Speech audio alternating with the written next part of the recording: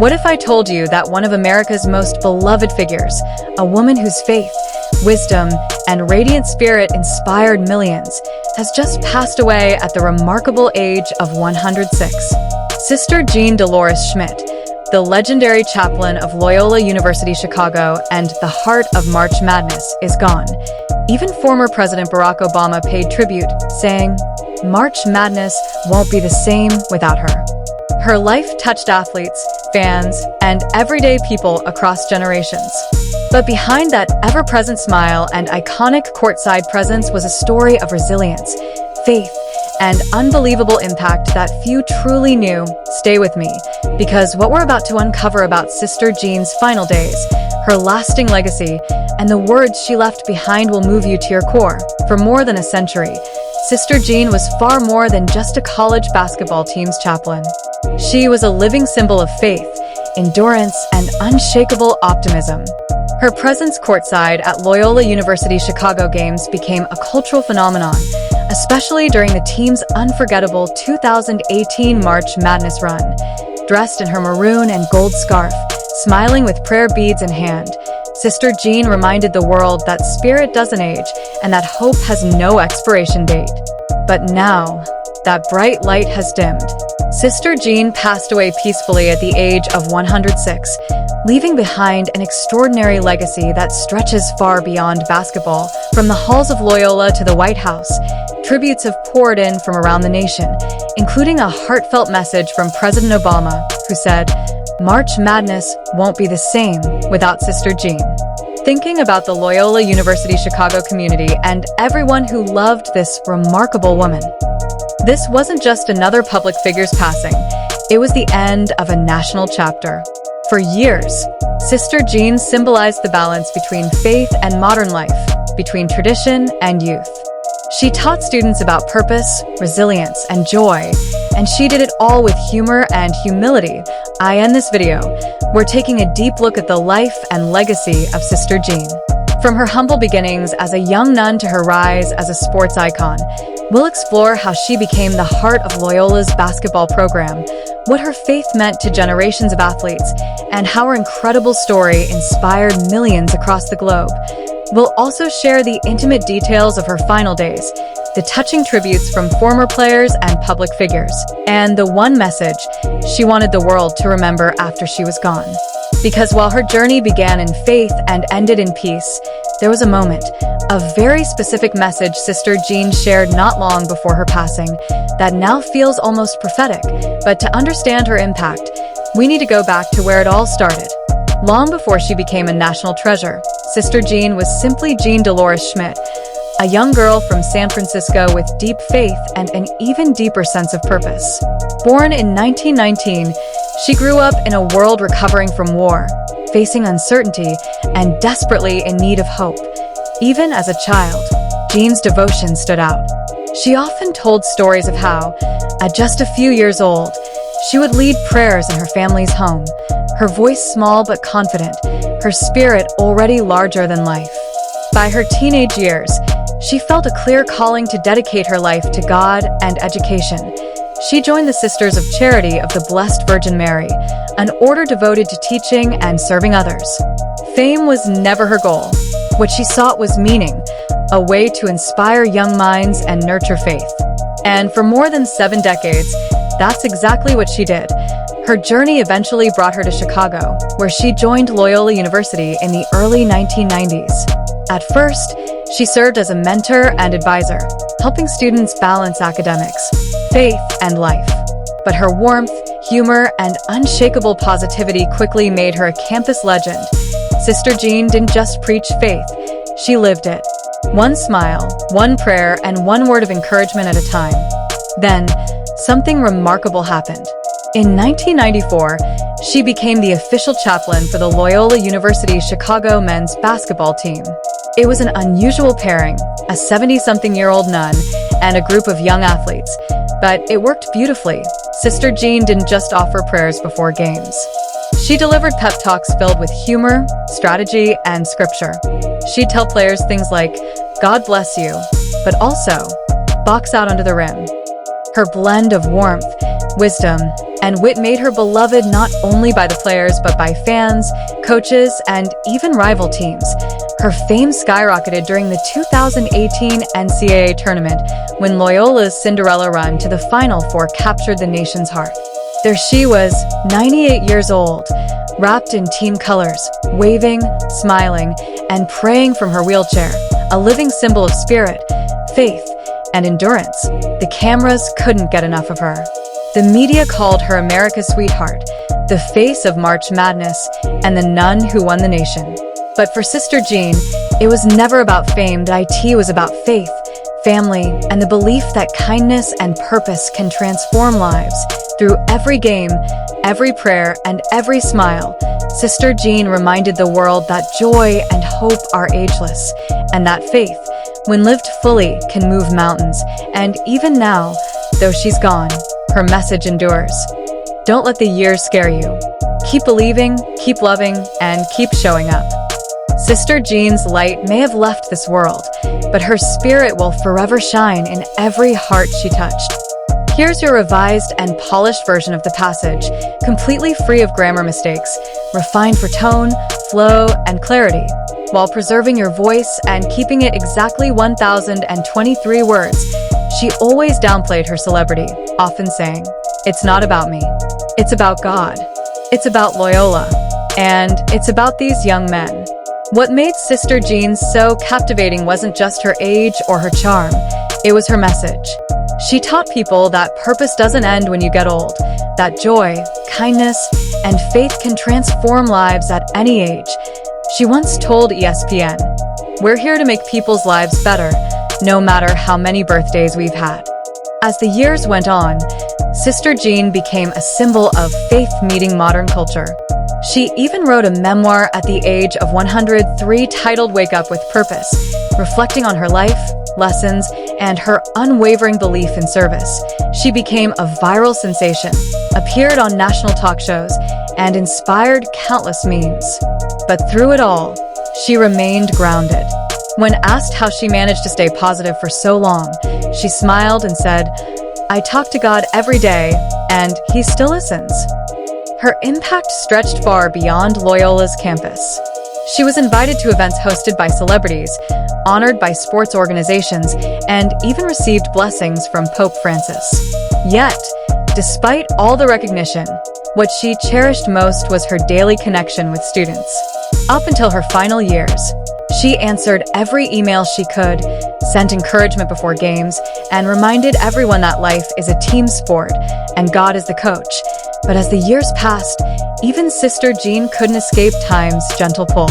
And yet, in her final months, she continued to spread faith, humor, and hope, leaving behind a few powerful final words that would later take on new meaning. As she reached her 106th year, Sister Jean Dolores Schmidt remained as sharp, joyful, and faith-filled as ever. Though her steps had slowed, her spirit never did. She continued to attend Loyola games, offer pre-game prayers, and respond to fans who wrote her letters from around the world. Even as her health began to decline, she was known to wake up early every morning to pray, write, and send daily reflections to those around her. Those close to her say that in her final weeks, she was surrounded by love and laughter, exactly as she wanted. Friends from Loyola's faculty visited often, bringing her news from campus and updates on the team. Students sent handmade cards filled with messages of gratitude and love. She was at peace, one colleague shared. She kept saying, "I've had 106 years of joy. God has been so good to me." Her passing came quietly, described by those near her as gentle and full of grace.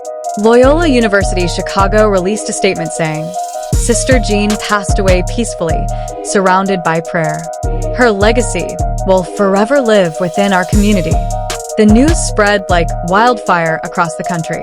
Within hours, social media was filled with tributes from former students, athletes, and national leaders. Former President Barack Obama wrote on X, formerly Twitter, "March won't be the same without Sister Jean." Thinking about the Loyola University Chicago community and everyone who loved this remarkable woman. It was a simple message, but a powerful one. acknowledging how her faith and joy had touched people far beyond the basketball court. Obama wasn't alone. Sports figures, celebrities, and religious leaders also paid their respects. CBS Sports called her the spiritual heart of college basketball. NBA players shared photos of her smiling from courtside. Fans across the globe remembered her as a symbol of light in dark times. At Loyola's campus, students gathered at the Madonna della Strada Chapel, where hundreds came together to pray and sing hymns in her honor.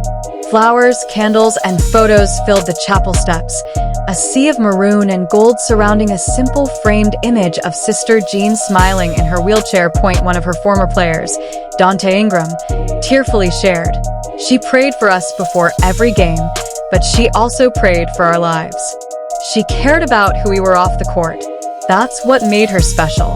Even beyond the university, parishes across Chicago held masses in her memory.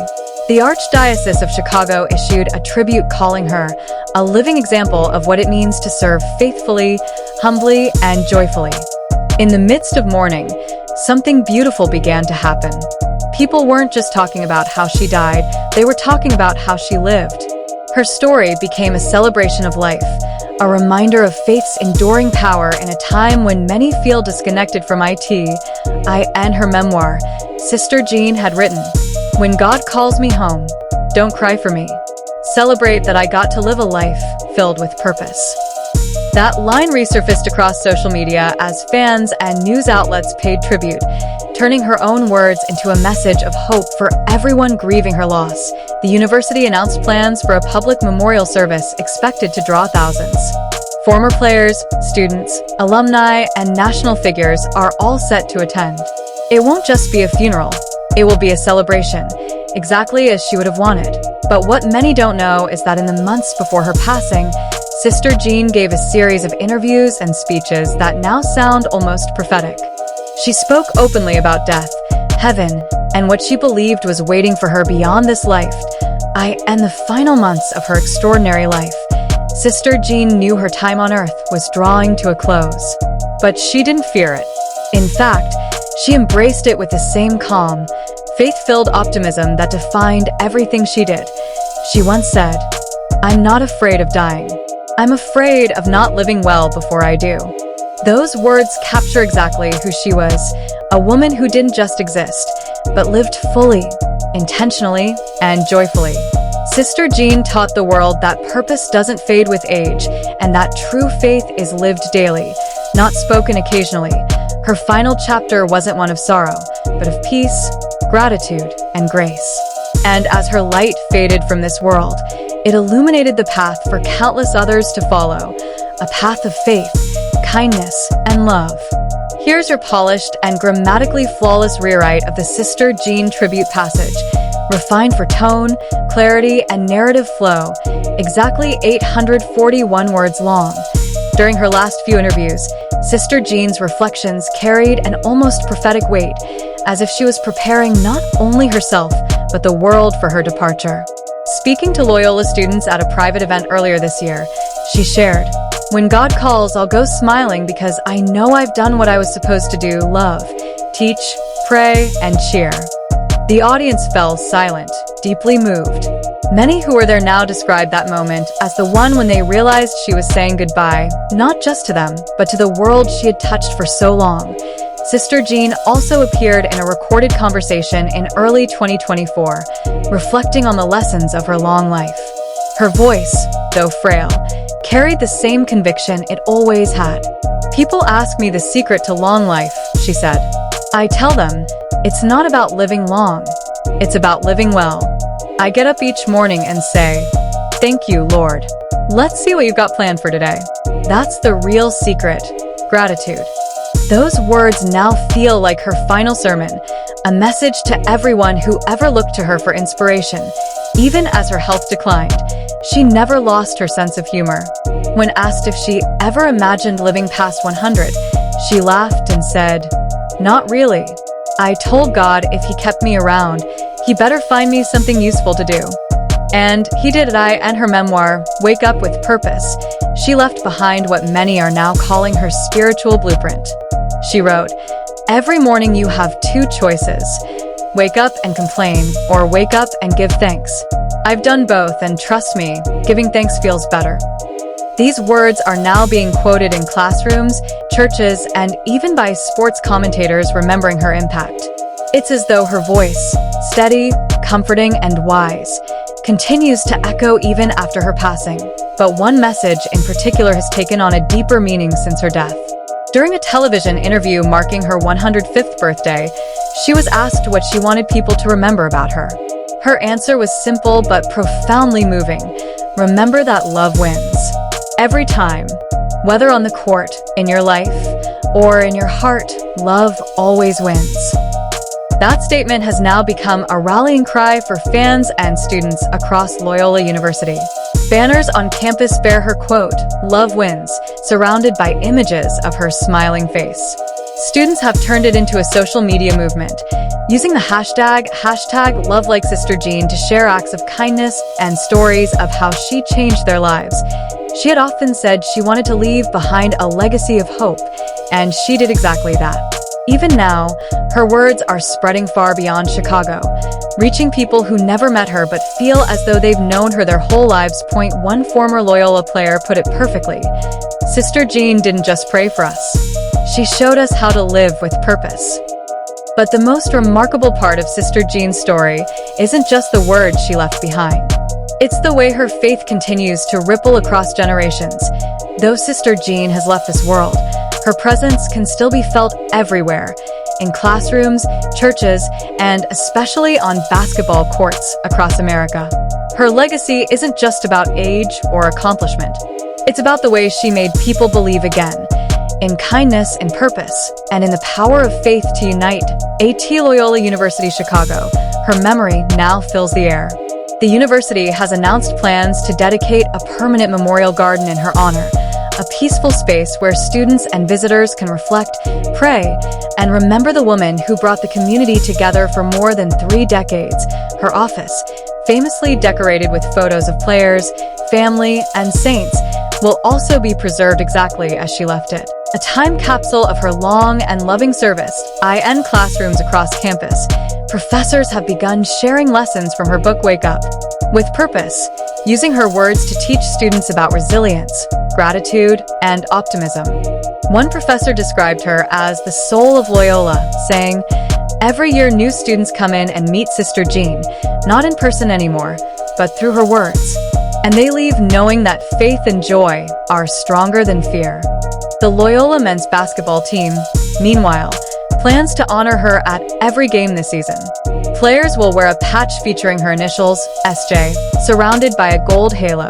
The team's coach, Drew Valentine, spoke tearfully at a press conference. "She was our light," he said. She reminded us that no matter how big the game was, it was never bigger than our purpose.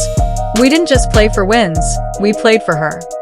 That spirit has spread far beyond the Loyola community.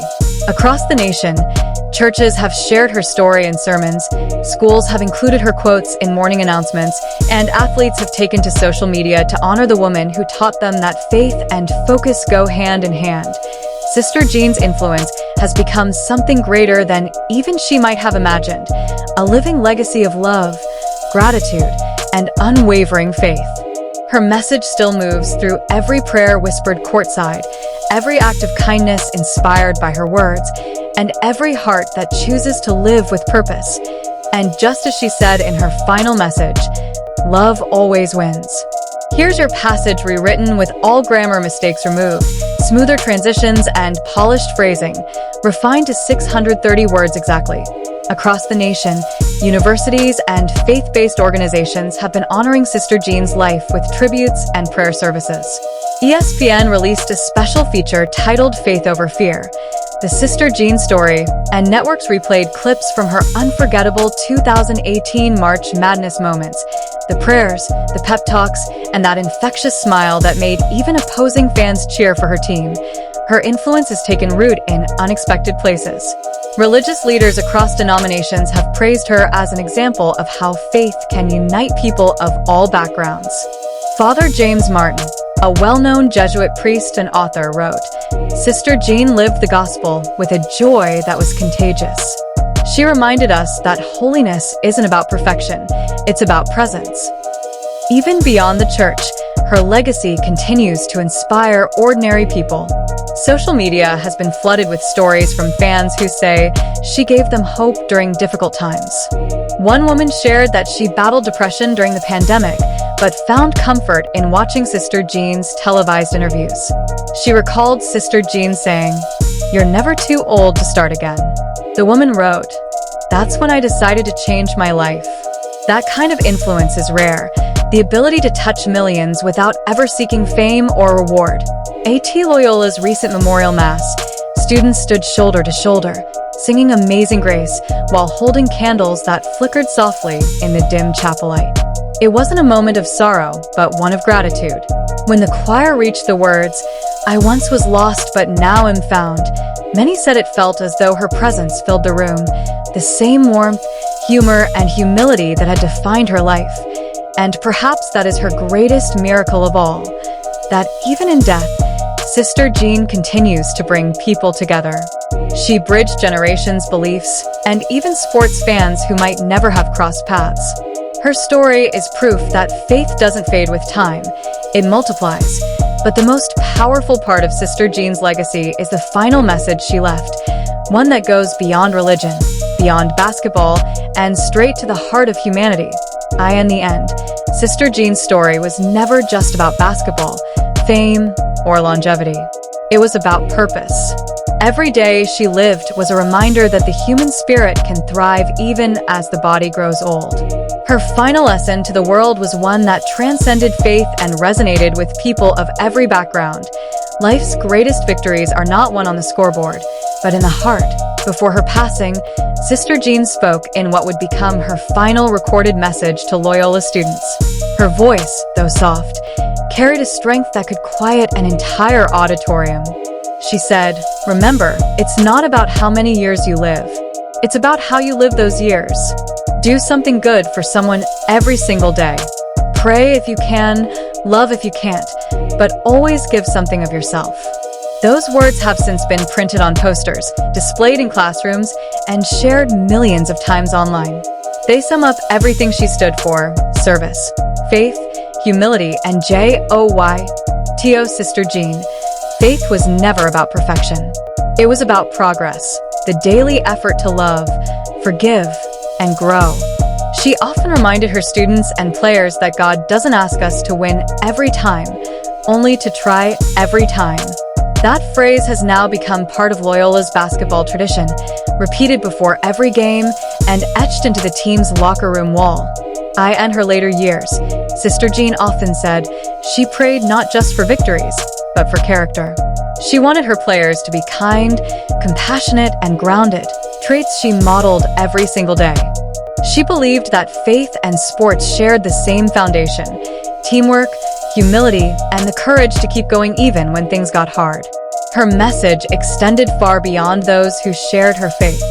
In one interview, she said, "You don't have to believe what I believe. Just believe in something bigger than yourself. Kindness, love, hope, because that's how we move the world forward." That openness made her universal. She didn't preach religion. She preached humanity. She showed that being good, patient, and kind was the truest form of worship. In doing so, she built a bridge between faith and the modern world that few ever could. Even in her passing, Sister Jean's influence continues to grow. Loyola University has announced the establishment of the Sister Jean Scholarship Fund, providing financial assistance to students who demonstrate leadership, compassion, and a commitment to service, the very qualities that defined her life. It's a living legacy ensuring that her spirit of generosity will continue lifting others for years to come.